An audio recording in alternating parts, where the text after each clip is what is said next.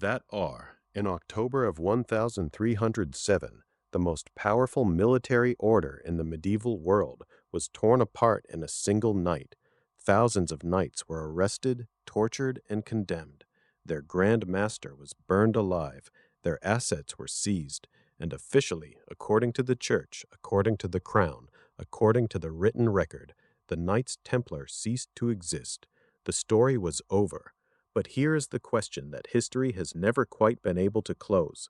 What happened to the ones who were never found? Not all of them were caught. Not all of the treasure was recovered.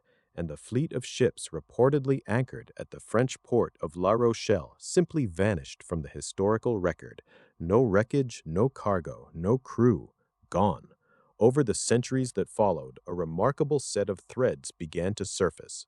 A disputed document describing a voyage to an unknown western land, a carved stone in Massachusetts, a chapel in Scotland with carvings that some researchers believe show plants from a continent Europe had not yet officially discovered, and persistent legends of a Templar bloodline, a hidden lineage that survived the purge and carried something forward into the modern world. We know what the official record says happened to the Templars, but the official record has gaps. In this episode, we are going to look very carefully at those gaps. We will be clear about what is confirmed history, what is genuine scholarly debate, and what is legend or speculation. The line between those things matters, and tonight we are going to walk it together. To understand why the Templars refused to disappear from history, you first have to understand what they actually were. The reality is almost as extraordinary as the legend. The Knights Templar were a Catholic military order founded in the early 12th century, in the aftermath of the First Crusade. Their original purpose was straightforward and genuinely dangerous: to protect Christian pilgrims making the long, perilous journey to Jerusalem. A small group of knights took vows of poverty, chastity, and obedience, and stationed themselves along the roads of the Holy Land. That was the beginning. What came next was anything but small. Over the following 2 centuries, the Templars grew into something the medieval world had never quite seen before. They were simultaneously a religious brotherhood, a military force, and a financial institution. They owned land across Europe and the Middle East. They built fortifications. They negotiated with kings. And they pioneered a banking system sophisticated enough that a pilgrim could deposit money in Paris and withdraw the equivalent in Jerusalem, without carrying a single coin across bandit-filled roads. For their era, this was a revolution in finance. At their peak, the Templars operated across multiple kingdoms, answered to no monarch, and answered to the Pope only in theory. That kind of independence made them enormously powerful. It also made them dangerous enemies. The man who decided to act on that danger was King Philip IV of France. On Friday the 13th of October, 1307, a date some historians have suggested may be the origin of the Friday the 13th superstition, though that connection is itself debated. Philip ordered the simultaneous arrest of Templars throughout his kingdom. The charges were severe: heresy, blasphemy, and acts too scandalous to repeat in polite medieval company. Under torture, many knights confessed. Historians are careful to note that confessions extracted under torture tell us very little about what the accused actually did. They served their purpose at the time. The debate about Philip's true motives has never been fully resolved. Some historians emphasize that the French crown owed the Templars a substantial amount of money, that destroying the order was a convenient way to cancel that debt. Others argue that Philip was a genuinely pious man who believed, or convinced himself to believe, that the Templars had become corrupt. Most historians today regard the suppression as driven by a mixture of financial pressure, political calculation, and religious justification, each reinforcing the others. The order was formally dissolved by Pope Clement V at the Council of Vienne in 1312. 2 years later, the last Grand Master, Jacques de Molay, was burned at the stake in Paris. According to later accounts that cannot be independently verified, he died proclaiming his innocence and cursing both the king and the pope. Both men were dead within the year. Whether that was coincidence or legend burnishing itself over time, the story proved irresistible. And here is where the official record becomes genuinely interesting. The historical record does not fully account for what happened to the Templar fleet reportedly stationed at the port of La Rochelle on the Atlantic coast of France. Around the time of the arrests, those ships appear to have simply vanished from the documentary record. No wreckage, no cargo inventories seized by the Crown, no crew lists among the arrested. Some credentialed historians have noted this gap as a genuine puzzle, not proof of escape, but an absence that the evidence does not explain. The ships at La Rochelle vanished, and a significant number of Templars themselves were simply never accounted for in the arrest records. So where did they go? That question, unanswered for more than 7 centuries, is where our story truly begins. When the arrests began in October of 1307, the net that King Philip cast across France was wide, but it was not without holes. The question that historians have wrestled with ever since is not simply whether Templars escaped. Some clearly did. The real question is where they went and what they carried with them when they left. 2 destinations stand out above all others, and they stand out for very different reasons. The first is Scotland. This is not merely legend, it is a genuine historical observation made by mainstream scholars. At the time of the Templar suppression, Scotland under Robert the Bruce was in a state of excommunication from the Catholic Church. That single fact is enormously significant. The papal orders commanding the arrest and prosecution of Templars across Europe carried no legal weight in excommunicated territory. Scotland, in effect, existed outside the reach of the very authority that had condemned the order. For a fugitive Templar, it was one of the few places in Christendom where the long arm of Rome could not easily follow. Now, here is where we must be careful and honest. A long-standing popular tradition holds that Templars who reached Scotland went on to fight at the Battle of Bannockburn in 1314, turning the tide for Robert the Bruce against the English, and were rewarded with permanent sanctuary. It is a compelling story. It is also, according to historians, a legend. No contemporary documentary evidence has been found to place Templar knights on that battlefield. The tradition persists, and it is vivid, but it belongs in the category of legend rather than established history. We note it because it matters to understanding how the Templar myth evolved, but we do not present it as fact. The second destination is Portugal, and here the story moves from legend into documented history. In Portugal, the Templar order was never truly destroyed. Under royal protection, the order was reconstituted under a new name, the Order of Christ.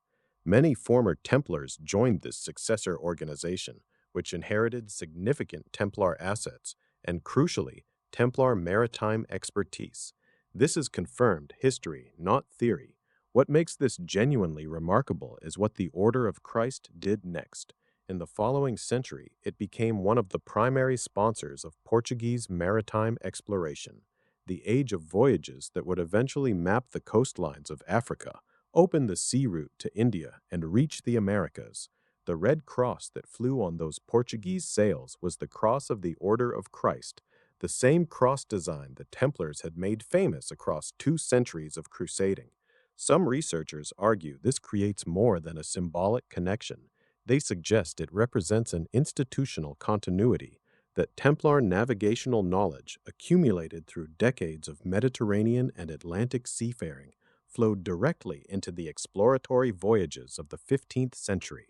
Mainstream historians are cautious here, treating it as a genuinely interesting parallel rather than proof of anything more.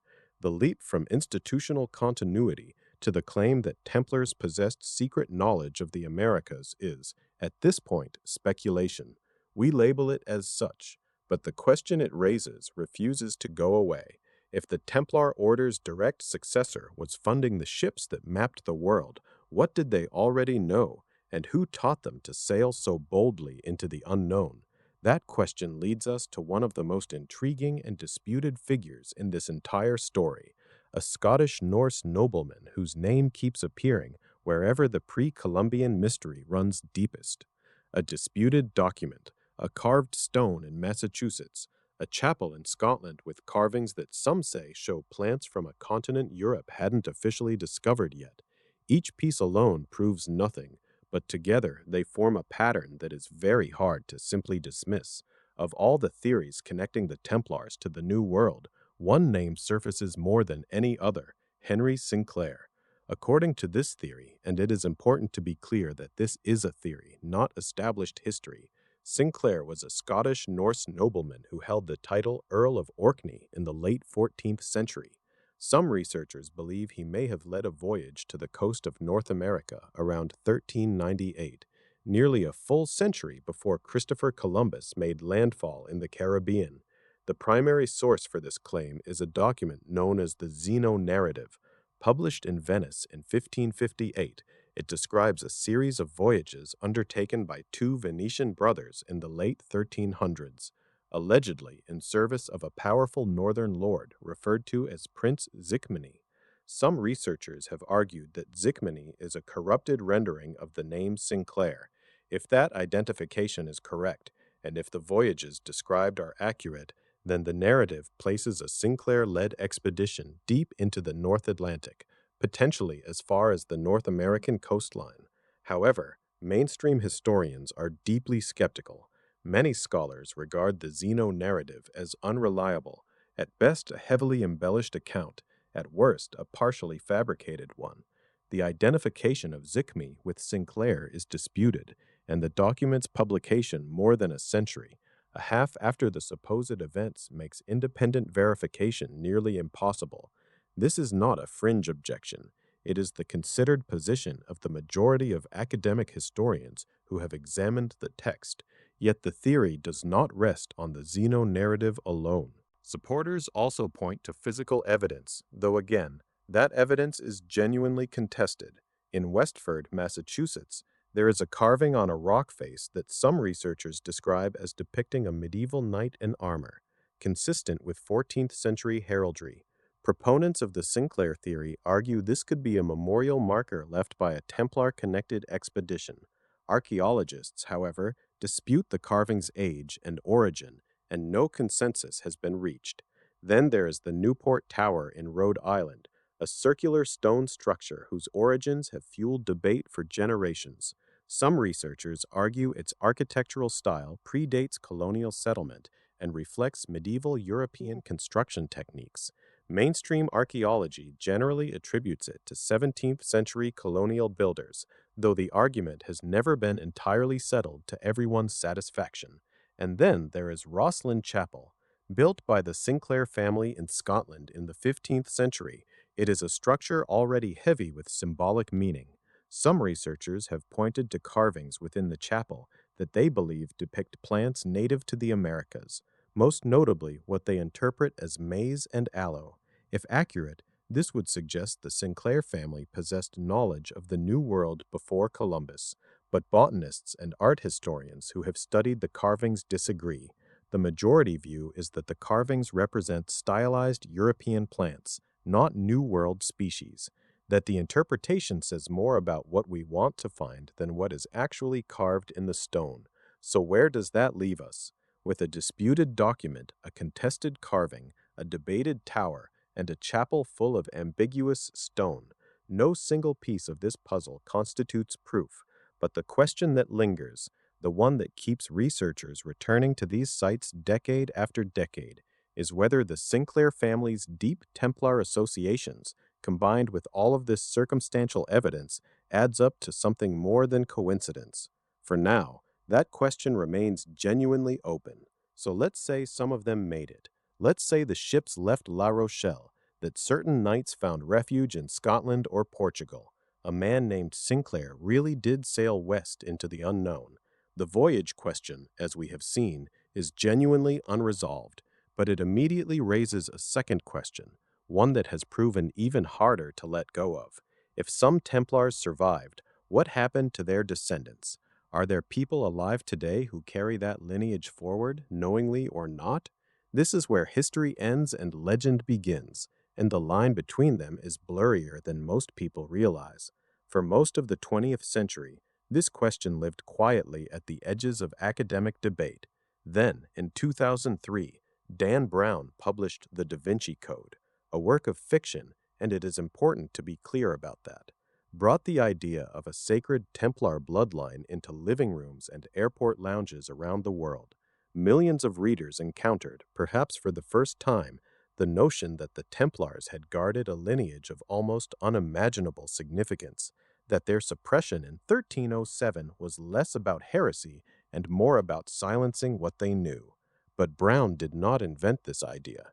He drew on an older tradition, most notably a book called Holy Blood, Holy Grail, published in the early 1980s, advanced similar theories about sacred lineage and Templar secrets. Mainstream historians have consistently treated that book as speculative nonfiction rather than scholarly history. The theories it contains are fascinating, but they rest on interpretations of evidence that most professional historians do not accept as conclusive. Now, here is a fact that any honest discussion of Templar bloodlines must confront directly. The Knights Templar were a celibate religious order. Members took formal vows of chastity.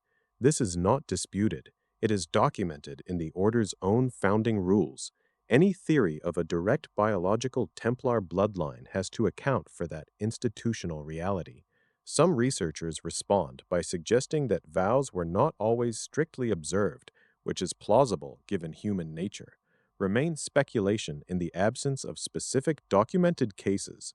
Others argue that bloodline claims in this context refer not to biological descent at all, but to initiatory or spiritual lineage, a transmission of knowledge and identity rather than genetics. That distinction matters enormously when evaluating what these theories actually claim. At the level of legend, various noble families across Europe, in Scotland, France, and Portugal especially, have at different points in history claimed Templar ancestry or association. Genealogists generally treat these claims as family tradition rather than documented lineage. They are the kind of stories families tell about themselves, and they are very difficult to verify or disprove. Then there are the modern organizations, certain Masonic bodies, neo-chivalric orders, and fraternal societies invoke the Templar name and imagery as part of their identity. Historians are consistent on this point. These groups are modern revivals, not unbroken continuations of the medieval order. The connection is symbolic and cultural, not institutional. At the furthest edge of speculation, some researchers have suggested that advances in genetic genealogy might one day reveal clusters of families sharing unusual ancestry traceable to medieval France or the Crusader states, a kind of genetic fingerprint of Templar survival. It is an intriguing idea, but as of now, no peer-reviewed study has identified anything that could credibly be called a Templar genetic signature, because the Templars did leave descendants, not necessarily biological ones, but institutional ones in banking, in maritime exploration, in the architecture of secret societies, in the very grammar of how we imagine powerful hidden networks, and those descendants shaped the world we live in far more than any bloodline ever could. So here is what we actually know. The Knights Templar were real. Their power was real. Their violent destruction in the early 14th century was real. Some members escaped the purge, that much is documented. The Order of Christ carried their institutional legacy forward in Portugal, and that successor order genuinely did sponsor the maritime voyages that reshaped the world. Those are facts, not legend. Beyond that point, the ground shifts. The fate of the La Rochelle fleet remains a genuine gap in the historical record, not a confirmed escape, but an unanswered question that credentialed historians acknowledge. The degree to which Templar knowledge and networks shaped the Age of Discovery is a matter of ongoing historical debate, not settled consensus. Then there is the layer of theory and legend, the Sinclair voyage, the Westford Night, the Newport Tower, the carvings at Rosslyn Chapel. Each of these claims has been seriously examined, and each has been seriously challenged. None of them, to date, constitutes confirmed evidence of a Templar presence in the Americas before Columbus. And the bloodline question, The idea of secret biological descendants carrying Templar heritage into the modern world remains, to be clear, speculation.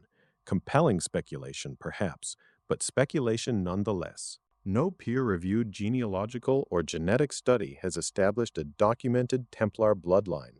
What the Templars did leave behind is something harder to measure and impossible to erase. A template for the idea of the powerful hidden network, the order that knows more than it reveals, the secret that outlasts the men who kept it. They represent the archetype of the shadowed institution, and human beings are pattern-seeking creatures who find that archetype irresistible. Every generation rediscovers the Templars and asks the same questions because the questions themselves never fully close. The Templars were erased from the official record, but erasure and disappearance are not the same thing, and the marks they left on maps, on stone, on institutions, on the human imagination are still being argued over 7 centuries later. That is the definition of a legacy. If this question fascinates you as much as it fascinates us, subscribe and join the conversation in the comments below. We want to hear which piece of evidence you find most compelling and why. Keep it historical, keep it curious, and we will see you in the next episode. 1-1 No Knock Heroics expected to breathe.